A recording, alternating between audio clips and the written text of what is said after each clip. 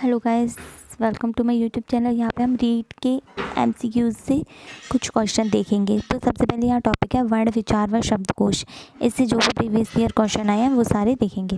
तालव्य व्यंजन है, तालव्य व्यंजन कौन सा है इसमें? बी वाला, छ छ ज झ, ये तालव्य व्यंजन है। तो यहाँ पे सारे देखेंगे। मूर्धन्य, तालव्य, दंत्य, औष्ठ। मूर्धन्य कौन सा है? ऋषि, ट वर्ग, ऋषि और ट वर्ग मूर्धन्य में आएगा। टाटम ट ठाटा टेरा डाडबडू ढाड़कन और ये तीपणा। र तथा व का उच्चारण स्थान मूर्धा होता है। र तथा व का उच्चारण स्थान मूर्धा होता है। वे वर्ण मूर्धन्य वर्ण कहे जाते हैं। तालव्य में छोटी ई बड़ी ई और च वर्ग। तालव्य में छोटी ई बड़ी ई और च वर्ग, चाचम छाछत्री जाजली व झाझंडा तीपणा। य तथा श का उच्चारण, य तथा श का उच्चारण, य तथा श का उच्चारण स्थान जो है वो तालु होता है। ये वर्ण तालव्य वर्ण कहे जाते हैं। तालव्य दंत में त आएगा और त वाली लाइन आएगी पूरी। तातरभूत, थातरवस, दादवाद, धादरनस, नानल।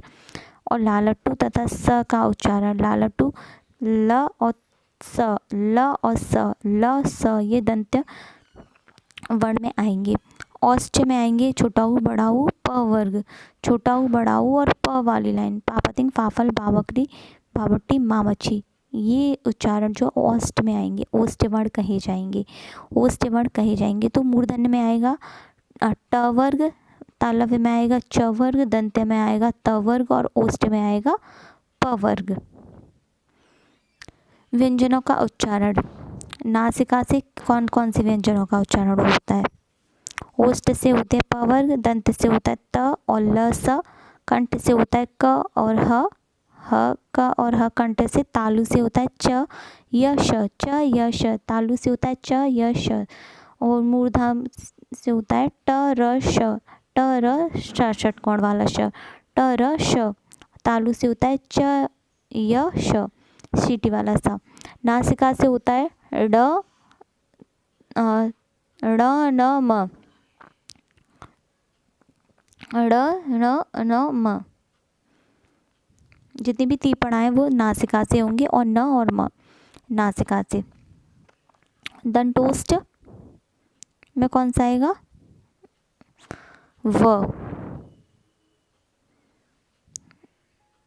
व भी आएगा क्योंकि ये पी वाली लाइन में आता है। पापतिंग, फाफल, बाबकरी, बावट्टी, मामछली। कौन सा वर्ण औष्ठ नहीं है? तो औष्ठ वाला बताना है। बड़ा आ वर्ण इसमें औष्ठ नहीं है। ये बड़ा आ वर्ण तथा व दंतोष्ठ में आएंगे। बड़ा आ और व दंतोष्ठ में आएंगे, दंतोष्ठ, दंतोष्ठ में। बड़ा आ और व दंतोष्ठ में आएंगे। बड़ा आ और व किस में आएंगे? दंतोष्ठ में। स्वरों का उच्चारण स्थान, नासिका से होगा अंग, छोटी अंग का। मूर्धा से होगा ऋषि का। तालु से होगा छोटी ई बड़ी ई का, छोटी ई बड़ी ई का होगा तालु से। मूर्धा का होगा ऋषि से, ऋषि का। मूर्धा जो कहाँ से आएगी? ऋषि से। नासिका से आएगी छोटी अंग। ओष्ठ से आएंगे छोटा ऊ बड़ा ऊ, ओष्ठ से आएंगे छोटा ऊ बड़ा ऊ। और कंठ से आएंगे छोटा बड़ा और बड़ी अंग। कंठ से आएंगे छोटा बड़ा और बड़ी अंग, छोटा बड़ा और बड़ी अंग कंठ से आएंगे। छोटा बड़ा और बड़ी अंग कंठ से आएंगे। छोटी ए बड़ी ए, कंठ तालु, कंठ तालव्य। अ ई, छोटा ऊ बड़ा ऊ कंठोष्ठ। अ उ, चंद्रबिंदु अनुनासिक ध्वनि है। चंद्रबिंदु जो होता है वो, क्योंकि इसका कोई अक्षर रूप नहीं होता, अंग अनुस्वार होता है और बड़ी अंग विसर्ग होता है। छोटी अंग अनुस्वार और बड़ी अंग विसर्ग, बड़ी अंग विसर्ग होती है।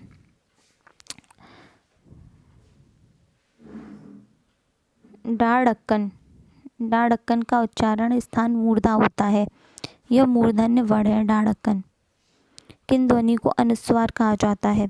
स्वर के बाद में आने वाली नासिक ध्वनियाँ, स्वर के बाद में आने वाली नासिक ध्वनियाँ अनुस्वार कहा जाता है। जैसे नासिक ध्वनियाँ हैं डाडमडू, तीपणा, तीपणा, नानल, मामक्षी, ये नासिक ध्वनियाँ, इनका प्रयोग अनुस्वार के रूप में स्वरों के बिना नहीं होता, अनुस्वार के रूप में स्वरों के बिना नहीं होता। संकलन में है स अ ड़ क अ ल अ न अ, ये संकलन में है। संचार में है स अ तिपड़ा च आ र अ, ये संचार में। दंड में है द अ ड़ ड़ अ, ये दंड में। संदेह में स अ न द ए ह अ, संयोग में स अ म य ओ ग अ, ये संयोग में। कौन सा वर्ण घोष नहीं है? तो छ घोष नहीं है, छ छतरी जो है वो घोष नहीं है।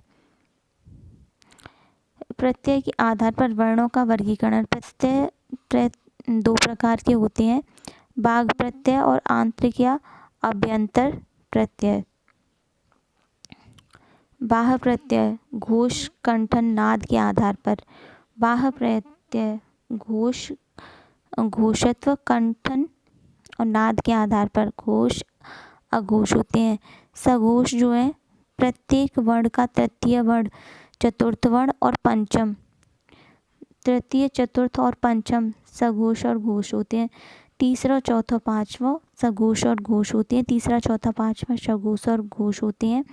अघोष होंगे प्रथम, पहला और दूसरा अघोष होंगे, पहला और दूसरा अघोष होगा, पहला वर्ण और दूसरा अघोष होगा, और तीसरा, चौथा, पांचवा सघोष और घोष होगा। प्राण वायु, श्वास वायु प्राण तत्व के आधार पर अल्पप्राण और महाप्राण होते हैं। प्रत्येक वर्ग का प्रथम वर्ण, तीसरा और पंचम वर्ण अल्पप्राण होगा। अंतस्थ होंगे य र ल व, सभी स्वर अल्पप्राण होंगे। वर्ग का विषम वर्ण प्लस अंतस्थ प्लस स्वर महाप्राण में प्रत्येक वर्ग का दूसरा, चौथा, दूसरा और चौथा ऊष्म वर्ण होंगे, ऊष्म वर्ण। स श स ह ये महाप्राण वर्ण है। वर्ग का सम वर्ण प्लस ऊष्म वर्ण। अल्पप्राण ध्वनियों का समूह कौन सा है? तो च ज तीपणा, च ज तीपणा, च ज तीपणा अल्पप्राण ध्वनियों का समूह है। किसी शब्द में ए स्वर नहीं है, तो ए स्वर जो है वैदिक में व ए द ई क अ आएंगे, व ए द ई क अ वैदिक में, व ए द ई क अ वैदिक।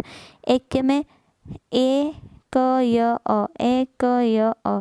पैतृक में आएंगे प ए त ऋषि क अ, प ए त ऋषि क अ पैतृक। स्नेह में आएगा स्नेह स न ए ह अ, तो ए नहीं आएगा इसमें, स्नेह में। बड़ी ए जो किस में नहीं आएगी? स्नेह में। स न ए ह अ, स न ए ह अ। प्यास शब्द का वर्ण विच्छेद प प्लस य प्लस आ प्लस स प्लस अ, प य आ स अ, प्यास का वर्ण विच्छेद प य आ स अ।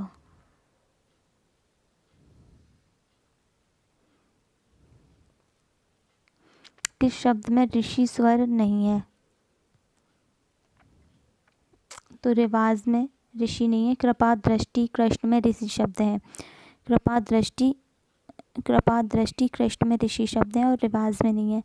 संयुक्त व्यंजन है। संयुक्त व्यंजन दो असमान व्यंजनों से मिलकर बनी ध्वनि समूह संयुक्त व्यंजन कहलाती है।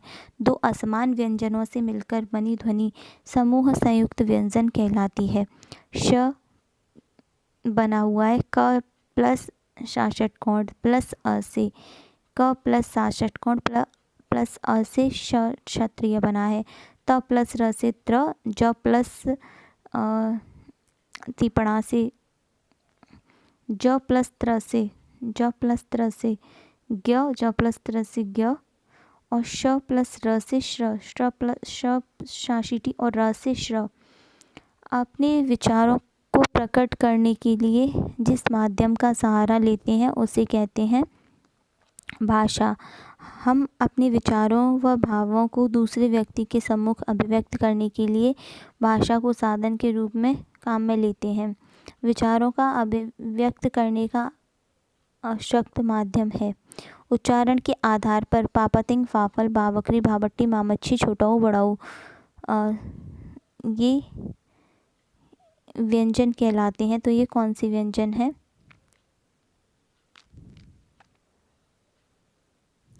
तो इसमें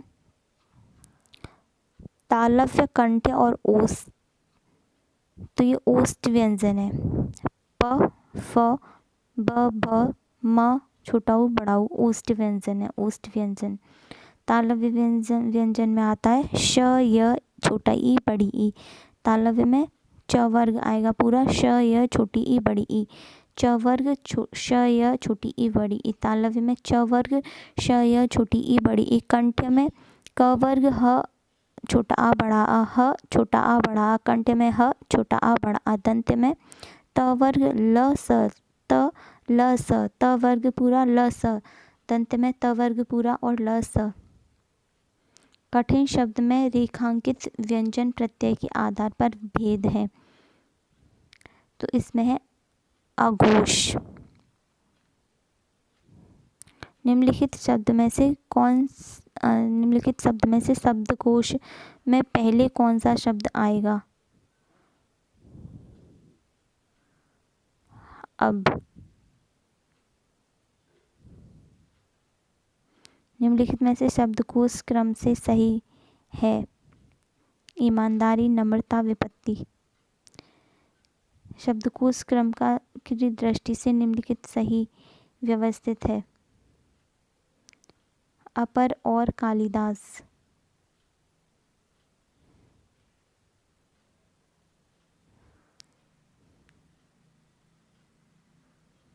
शब्द विचार, न्यू टॉपिक आएगा अब सेकंड। शब्द विचार संस्कृत के वे शब्द जो हिंदी के बिना किसी परिवर्तन के प्रयुक्त होते हैं कहलाते हैं तत्सम। संस्कृत के वे शब्द जो हिंदी के बिना किसी परिवर्तन के प्रयुक्त होते हैं कहलाते हैं तत्सम। निम्नलिखित में से किस समूह में सभी शब्द तत्सम हैं? शर्करा, पवन, ज्येष्ठ, अग्नि। सभी शब्द तत्सम है। शर्करा, पवन, ज्येष्ठ, अग्नि। शर्करा, पवन, ज्येष्ठ, अग्नि। शर्करा, पवन, ज्येष्ठ, अग्नि सभी तत्सम है।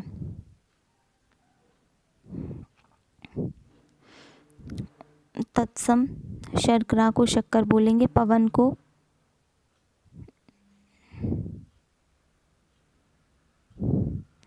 पवन, ज्येष्ठ, अग्नि। रानी को रागी, निष्ठुर। होठ को ओष्ठ बोलेंगे तत्सम में। काठ को काष्ठ बोलेंगे। घी को घृत बोलेंगे। घोड़ा को घोटक बोलेंगे तत्सम में। काज को कार्य बोलेंगे तत्सम में। कार्य। देशज है चम्मच, देशज शब्द है। चम्मच देशज शब्द है। चम्मच देशज शब्द है। कारीगर फारसी शब्द है। किताब अरबी है। चाकू फारसी शब्द है। कारीगर फारसी शब्द है। कारीगर चाकू फारसी शब्द है। कारीगर चाकू फारसी शब्द है। किताब अरबी शब्द है। निम्न में तत्सम शब्द नहीं है, तो इसमें तत्सम शब्द नहीं कौन सा है? हासिल।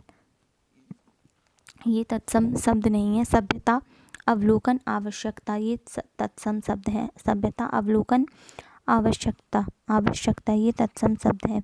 हासिल अरबी भाषा का शब्द है। हासिल अरबी भाषा का शब्द है। हासिल अरबी भाषा का शब्द है। श्मश्रु शब्द का तद्भव रूप होगा मूछ। समश्रु, शमश्रु का तद्भव होगा मूछ। समश्रु का मूछ होता है। शमश्रु तत्सम है और तद्भव है मूछ। अश्रु आंसू। अश्रु तत्सम, आशु तद्भव, श्वश्रु, श्वश्रु ये सास होती है और श्वशुर ये ससुर होता है। धारित्री का तद्भव रूप है धारित्री, धरित्री सॉरी धरित्री का तद्भव है धरती, धरित्री का तद्भव है धरती, धरित्री का तद्भव है धरती। कौन सा शब्द तद्भव है इसमें? तो इसमें है खजूर, खजूर तद्भव है।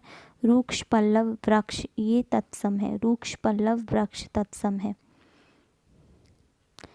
ट्रेजेडी शब्द उत्पत्ति के आधार पर है विदेशी, ट्रेजेडी शब्द विदेशी है जिसका दुख, दुखद, गंभीर, दुर्घटना, त्रासदी ये सब है। जबरदस्ती शब्द है विदेशी, ज़बरदस्ती और ट्रेजेडी दोनों शब्द विदेशी हैं। ज़बरदस्ती शब्द है फ़ारसी का, और विदेशी शब्द ये ट्रेजेडी शब्द है अंग्रेज़ी का, और ज़बरदस्ती शब्द है फ़ारसी का जिसका अर्थ है बलपूर्वक, शक्ति से। तत्सम शब्द बताना है नेक्स्ट में। दिमाग, दिमाग जो है तत्सम है, दिमाग जो है तत्सम शब्द है विदेशी, अरबी भाषा का। अरबी, दिमाग अरबी भाषा का है, दिमाग अरबी भाषा, ज़बरदस्ती फ़ारसी भाषा है विदेशी, और दिमाग अरबी भाषा शब्द है विदेशी। काम शब्द का तत्सम रूप है कर्म, काम का तत्सम रूप है कर्म। लक्ष्य शब्द का तद्भव है लक्ष्य, शब्द का लाख, लक्ष्य का लाख, लक्ष्य का हो जाएगा लाख तद्भव। प्रकृति ने ग्रेनाइट तथा संगमरमर में मेरे क्षेत्र को नवाजा है। इस वाक्य में रेखांकित शब्दों का क्रमशः सही भाषाई रूप बताइए। ग्रेनाइट, संगमरमर और नवाजा। ग्रेनाइट, संगमरमर और नवाजा कैसे शब्द हैं? तो ग्रेनाइट विदेशी शब्द है, संगमरमर भी विदेशी है और नवाजा भी विदेशी शब्द है। निम्न में से तद्भव शब्द है पंछी। पंछी कैसा है? तद्भव है स्वर्ण, कटुक, किरण ये तत्सम है। स्वर्ण, कटुक, किरण तत्सम शब्द है, तद्भव है पंछी। निम्न यहाँ पे तद्भव शब्द बताना है नेक्स्ट क्वेश्चन में। तो इसमें है मार्ग, मार्ग तद्भव है मार्ग।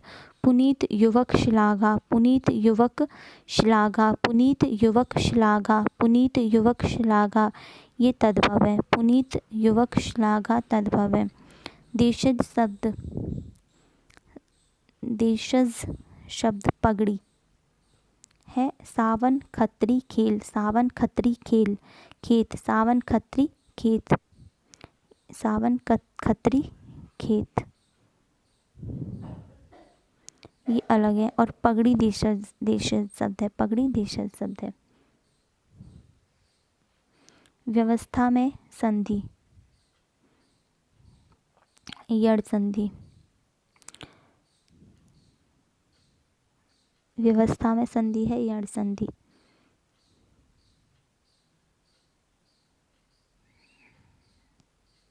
पवन शब्द का संधि विच्छेद होगा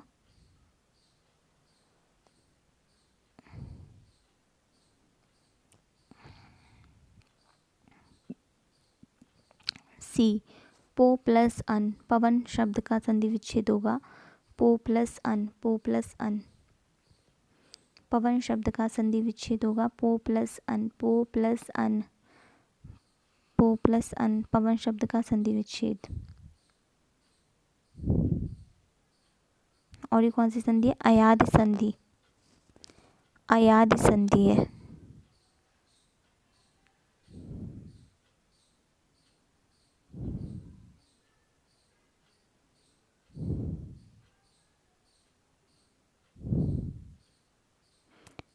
गुड़ संधि, भारतेंदु, गुड़ संधि है, भारतेंदु में गुड़ संधि है। भारत प्लस इंदु,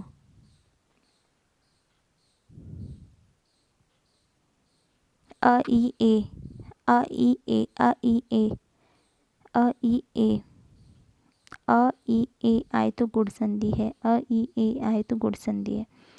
तो भारतेंदु में गुड़ संधि, महा प्लस उदय क्या बनेगा, महोदय। गुड़ गुड़ स्वर संधि है ये। विद्या प्लस विद्यालय संधि में शब्द में संधि है, विद्यालय शब्द में संधि है स्वर संधि। विद्यालय शब्द में विद्या प्लस आलय, आ ई, अ उ ई, अ उ ई, अ उ ई, दीर्घ स्वर संधि।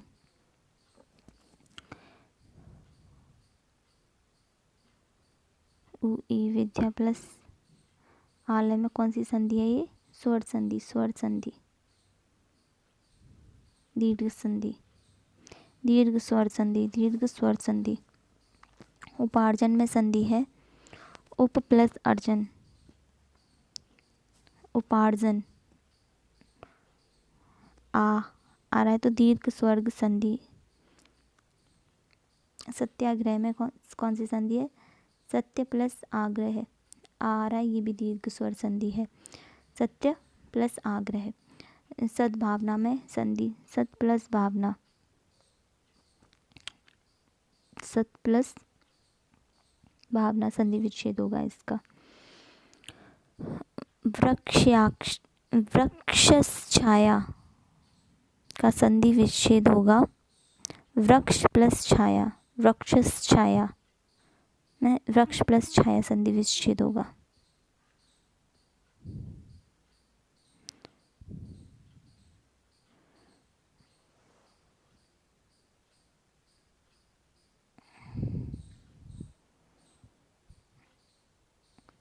उच्चारण का संधि विच्छेद है